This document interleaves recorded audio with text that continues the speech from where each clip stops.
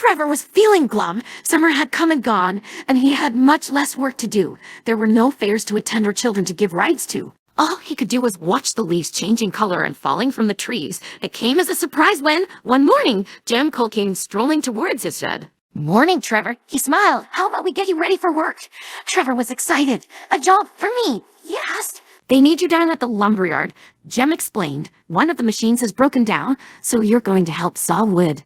Trevor smiled. Truthfully, he'd hoped for something more exciting, but anything was better than sitting in the shed. Trevor was soon hard at work at the sawmill. The workmen were very impressed. "I say, Trevor," remarked the foreman, "you're sawing more logs than the machines have lately. Maybe you should be here permanently." Trevor felt proud, but it wasn't to last. Diesel rolled into the sawmill with some flatbeds. "Hello, Trevor," he said snidely, "finally being put to some use?" "Oh, yes," Trevor replied obliviously. "I'm taking over for a failed machine. It's quite nice to be useful," he smiled.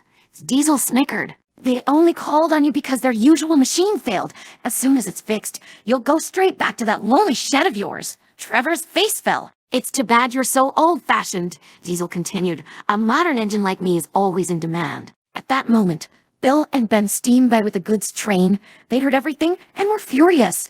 "If that Diesel thinks he can talk to Trevor that way," huffed Bill, "he's got another thing coming," fumed Ben. When the twins reached the harbor, they told Edward all about it. "I'd like to teach him a lesson," grumbled Bill. "We'd straighten him out good," smirked Ben. Now, you two," said Edward gravely, stooping to Diesel's level is no solution. He'll get what's coming to him, one way or another. The twins weren't listening. One way was going to be their way.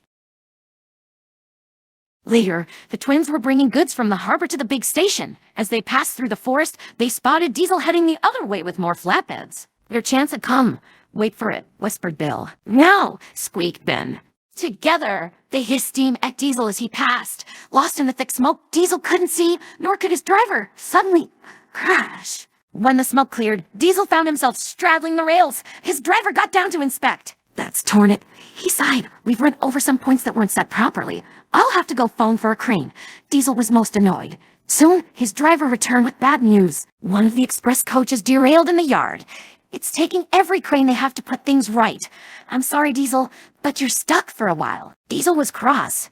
His driver had left to have tea with a nearby signalman. The sun went down, and the cold wind blew. Diesel was lonely and secretly a little scared. "Oh," he whimpered, listening to the hooting and howling within the forest.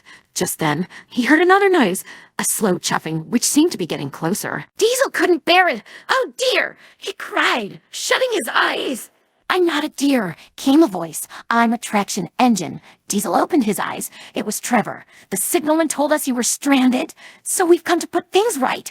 Strong chains were fastened to Diesel, and Trevor pulled with all his might. He huffed and hauled until his boilers strained. But at last, Diesel was back on the rails. "So," Trevor smiled, "this is what it feels like to be in demand, is it?" "Thank you, Trevor, I'm so."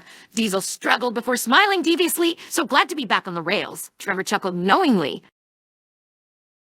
Trevor worked at the sawmill for the next few weeks, and even stayed after the machinery was mended to help with the workload. He saw Diesel bringing flatbeds and taking logs away every day. Although Diesel didn't become any friendlier, there was no talk of being in demand from that point on.